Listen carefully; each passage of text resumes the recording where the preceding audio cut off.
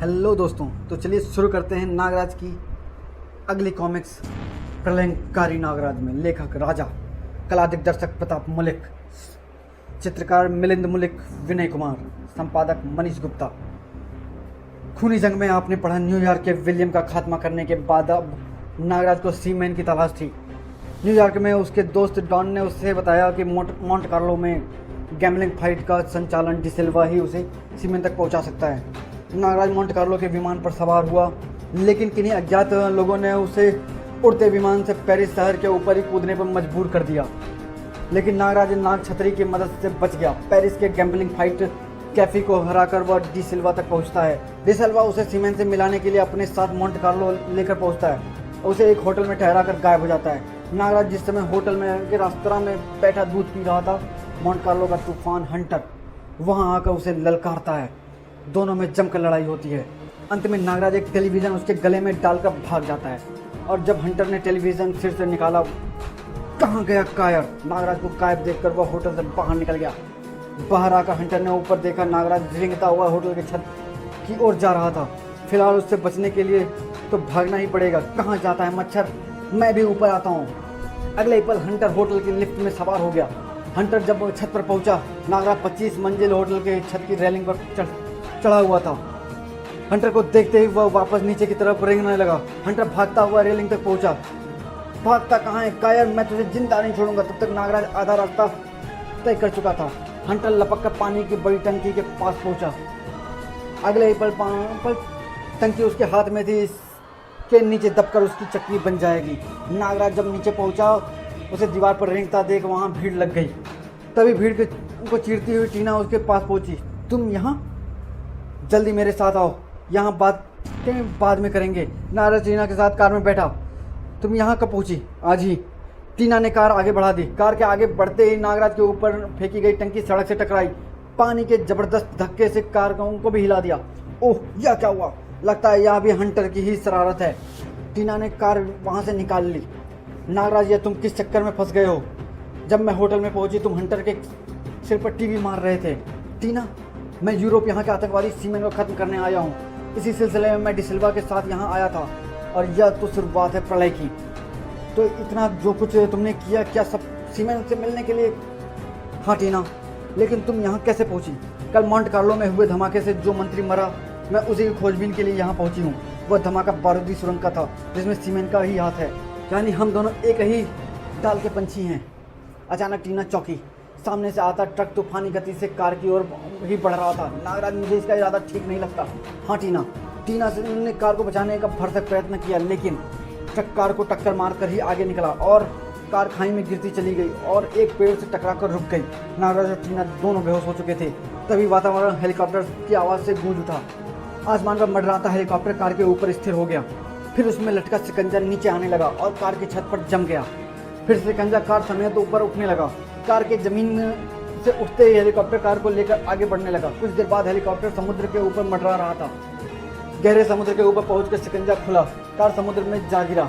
पानी से टकराते ही नागराज की चेतना जागी। उफ, खारा पानी, तो क्या हम समुद्र में हैं? वह डूबती हुई कार से बाहर निकला। ओह, मुझे जल्दी ही टीना को भी बाहर निकालना होगा। तब तक टीना भी होश में आ चुकी थी। वह भी कार से बाहर निकलने का प्रयास करने लगी। नागराज ने टीना को बाहर निकालने में मदद की। फिर दोनों तेजी से सतह की तरफ उठने लगे, लेकिन ऊपर पहुंचते पहुंचते टीना बिल्कुल बेदम हो गई थी। नागराज, बचाओ, मैं अब तैर नहीं सकती।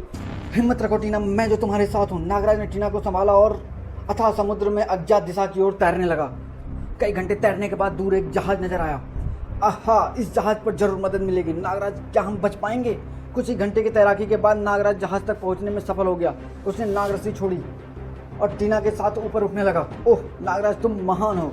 दोनों सीढ़ियाँ चढ़ने लगे और बारी बारी से डेक पर उतर आए। नागराज, यहाँ तो कोई भी नहीं दिखाई दे रहा है, इसमें भी जरूर कोई भेद है।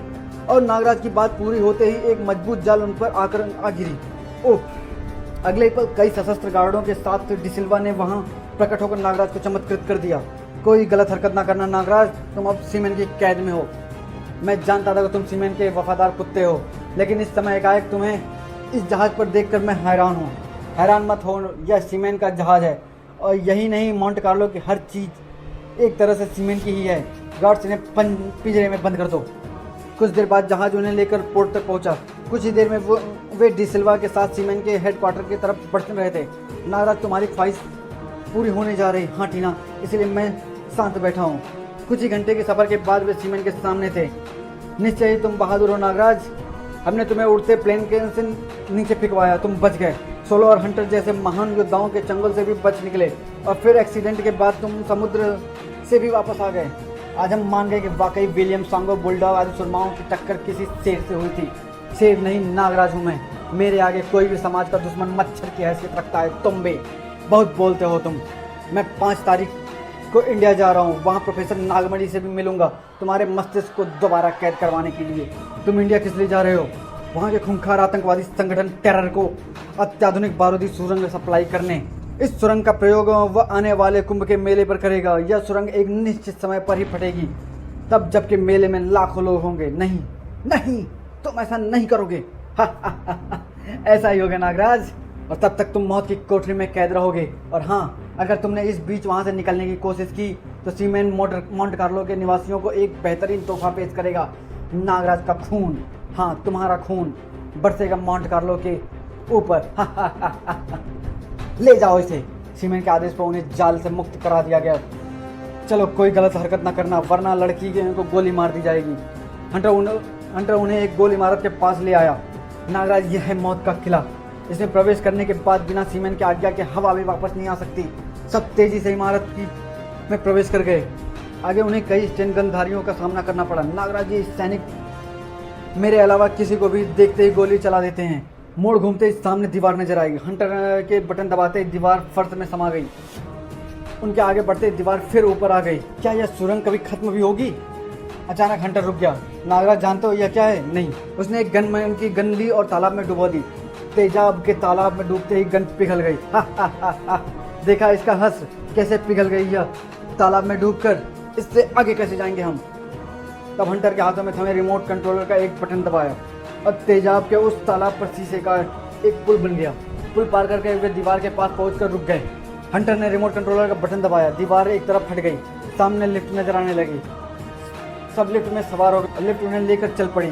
कुछ देर बाद लिफ्ट का दरवाजा खुला। वे फिर एक सुरंग में थे। कुछ ही दूर चलकर उन्हें फिर रुक जाना पड़ा। ओह, यह क्या! सुरंग के फर्श, छत व दीवारों से अनगिनत खंजर निकले हुए थे। हंटर ने यह अवरोध भी हटा दिया। वे फिर आगे बढ़े और मोड़ पर पहुंचने के बाद रुक गए। और आ गए मरने। हम सब मरेंगे। हाँ, यहाँ से कोई वापस नहीं गया। हंटर ने उन्हें कुछ पूछने से पहले ही फिर आगे बढ़ने के लिए मजबूर कर दिया। इसने फिर रिमोट का बटन दबाया। जरूर कुछ चक्कर है। हंटर दीवार में आगे एक लीवर के पास रुका। लीवर के घूमते ही दरवाजा खुल गया। चलो अंदर। दोनों को अंदर धकेलकर हंटर ने लीवर वापस खींचकर दरवाजा बंद कर दिया। नागराज, जब तक सीमेन वापस नहीं आ जाता तुम यहीं रहोगे। नागराज, मैंने यह बटन दबा दिया है। यह सुरंग की छत, दीवार व फर्श में छिपी बारूद की परतें सक्रिय हो उठी हैं। सारी सुरंग बारूदी बन गई हैं। अलविदा। ओह नागराज, अब हमारा क्या होगा? टीना, हमें यहाँ से बाहर निकालने का रास्ता खोजना पड़ेगा 5 तारीख से पहले। क्या मतलब? टीना, आज 30 तारीख है। अगर हम 5 तारीख से पहले यहाँ से न निकले तो सीमेन वह बारूदी सुरंग लेकर हिंदुस्तान पहुँच जाएगा और उससे वहाँ लाखों लोगों की जानों को खतरा है। मेरे होते हुए यह नहीं हो सकता। किंतु नागराज, पहले यहाँ से बाहर तो निकलो, वरना हम भूखे ही दम तोड़ देंगे। लेकिन 2 दिन तक का कोई उपाय न निकला। ओह टीना, मुझे कुछ समझ नहीं आता कि मैं कैसे खोलूँ दरवाजे को। तो इसे तोड़ दो। नागराज, तुम तो सर्वशक्तिमान हो। हाँ, तोड़ तो मैं इसे जरूर सकता हूँ, लेकिन तोड़ते समय कोई भी टूटा हिस्सा यदि नीचे गिरा तो यह बारूदी सुरंगें फट जाएंगी। हम दोनों मारे जाएंगे। तीसरे दिन अचानक मिल गया। अरे क्या मिल गया? नागराज की कलाइयों से नागरस्सी निकली और लीवर से लिपट गई। टीना, अब हम यहाँ से बाहर निकल सकते हैं। सच? नागराज ने कलाइयों को झटका दिया और लीवर घूमता चला गया। साथ ही दरवाजा भी खुल गया। ओह नागराज, मुझे विश्वास नहीं हो रहा कि हम आज़ाद हो गए। रुको टीना, अभी नहीं। इस खूनी सुरंग को मत भूलो। एक बार फिर नागराज ने कलाइयाँ सीधी की और नागराज के शरीर से विद्यमान असंख्य सर्प के नागरस्सी चली गई और जाकर दरवाजे के खंभे से लिपट गई। अपने कलाई वाला सिरा नागराज ने कोठरी के जंगले पे बांध दिया। टीना, अब हम इस नागरस्सी पर चलकर यहाँ से बाहर निकलेंगे। नागराज की बात सुनकर टीना का चेहरा उतर गया। क्या हुआ टीना, तुम उदास क्यों हो गई? क्या तुम? हाँ नागराज, मैं इस रस्सी पर नहीं चल सकती। मुझे तो ज़मीन पर भी खड़े होने में चक्कर आ रहे हैं। आखिर वे 3 दिन के भूखे प्यासे जो पड़े थे, लेकिन तुम मेरी फिक्र ना करो, तुम यहाँ से निकल जाओ, इस संसार को तुम्हारी ज़रूरत है। नहीं टीना, मैं तुम्हें छोड़कर यहाँ से नहीं जाऊँगा। और नागराज उछलकर नागराज सिर पर चढ़ गया। आओ टीना। नहीं नागराज, मेरे कारण जो मौत के मुंह से लड़ते हो। लेकिन नागराज ने टीना की एक न सुनी और उसने अपनी बाहों में समेट लिया। नागराज को अपनी शक्ति पर भरोसा है टीना, और फिर शुरू हुआ खूनी सफर। टीना को बाहों में उठाई, नजरें नागराज सिर पर जमाए, बड़ी सावधानी से उसने पूरा रास्ता तय किया। नागराज वो अपनी मौत की कोठरी से वापसी पर टीना बेहद आश्चर्यचकित थे। ओह नागराज, यू आर ग्रेट, मैंने तो बचने की उम्मीद ही छोड़ दी थी। जल्दी चलो टीना, अभी हमें और भी मुसीबत का सामना करना पड़ सकता है। तभी बैरकों में बंद कैदियों ने उन्हें पुकारा, भाई हमें भी यहाँ से निकालो, हम यहाँ मर जाएंगे। हाँ हाँ, हमें भी बचा लो भैया, तुम्हारी बड़ी कृपा होगी। नागराज उनके समीप पहुँचा। आप लोग यहाँ क्यों कैद हैं? हम सब सीमेंट के विरोधी वैज्ञानिक हैं। हमने उसके लिए बारूदी सुरंगों के निर्माण के लिए इनकार कर दिया था, फलस्वरूप उसने हमें यहाँ डाल दिया।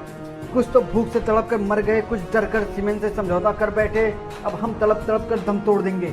नहीं नागराज, तुम्हें न टूटने देगा न मरने देगा। नागराज, कहीं तुम वही नागराज तो नहीं जिसने विलियम कांगो बुलडॉग इत्यादि का खात्मा किया है?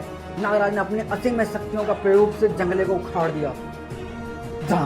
हाँ, और अब सीमेंट की बारी है। उसी तरह नागराज ने बाकी सबको आज़ाद करा दिया। चलो साथियों, हमें यहाँ से जल्दी ही बाहर निकलना है। और वे सब आगे बढ़ गए। उनकी आज़ादी के पहले रुकावट बने ये अनगिनत चाकू। नागराज, हम में से किसी की भी इतनी लंबी कूद नहीं है कि हम उस पार पहुँच जाएं। हाँ, हम वहाँ तक नहीं कूद सकते। नागराज, क्या हम कभी बाहर जा सकेंगे? आप सब खामोश हो जाएं, मुझे सोचने दें। और कुछ देर के बाद नागराज उछल पड़ा। टीना, मैं तुम सबको उधर ले जा सकता हूँ। कैसे? नागराज ने कलाई सीधी की और सैकड़ों सांप निकलकर चाकुओं की तरफ लपके। सांप चाकुओं के बीच रेंगते हुए दूसरे छोर तक पहुंच गए। फिर एक के ऊपर एक नागराज नाक चढ़ते गए और चाकुओं से भी ऊंचे हो गए। अब हम इस नाग गलीचे पर चढ़कर उस पार पहुंचेंगे। नागराज नाग गलीचे पर चलता हुआ आराम से दूसरी तरफ पहुंच गया। अब आप सब भी एक एक करके इधर आ जाएं, किंतु सावधानी से, आपके ज़्यादा हिलने से नागों को भी चोट लग सकती है। इस तरह सब बारी बारी से चलते हुए दूसरी तरफ पहुंच गए। नाग वापस नागराज की कलाइयों में समा गए। आगे उन्हें दीवार के पास रुकना पड़ा। नागराज, ये दीवार और लिफ्ट केवल रिमोट कंट्रोलर से ही खुल सकते हैं, और वह हंटर के पास हैं। इसका मतलब हम कभी बाहर नहीं निकल सकते। नहीं, हम बाहर जरूर जाएंगे। कहने के साथ ही नागराज लिफ्ट के शीशे के दरवाजे की तरफ भागा और उससे तोड़ता हुआ नीचे चला गया। अगले ही पल उसका शरीर नीचे खड़ी लिफ्ट की छत से टकराया। उफ, मैं शायद लिफ्ट की छत पर हूँ। मुझे इसका इमरजेंसी गेट ढूंढना चाहिए। काफ़ी प्रयत्नों के बाद वह छत पर लगा ढक्कन खोलने में सफल हो गया। वाह, मिल गया। ऊपर टीना व अन्य नागराज के लिए चिंतित थे। ओह, पता नहीं नागराज पर क्या गुजर रही होगी। तभी टूटे हुए शीशे के सामने लिफ्ट आकर रुकी। आप सब सावधानी से लिफ्ट में आ जाइए। फिर सब लिफ्ट में प्रविष्ट होते ही नागराज ने लिफ्ट का बटन दबा दिया। कुछ देर नीचे जाने के बाद लिफ्ट स्थिर हो गई। वे सब बाहर आ गए। हुर्रे! किंतु यह खुशी ज़्यादा देर तक न टिकी। आगे तेजाब का तालाब जो मुंह बाए खड़ा था। नागराज, इसे किस तरह पार करोगे? टीना, एक और भी समस्या है। आज 4 तारीख हो चुकी है। हमें हर हालत में कल तक बाहर निकलना है। अचानक एक भूख से व्याकुल वैज्ञानिक उठा और तालाब की तरफ भागा। मैं पार करूंगा इसे, मैं अभी तैरकर उस पार चला जाऊंगा। उसने तालाब में छलांग लगा दी। छपाक! अगले ही क्षण उसकी हड्डियों का भी पता न चल सका। नागराज, कुछ करो वरना हम भी ऐसे ही मर जाएंगे। नागराज अब हर तरह से निराश हो चुका था।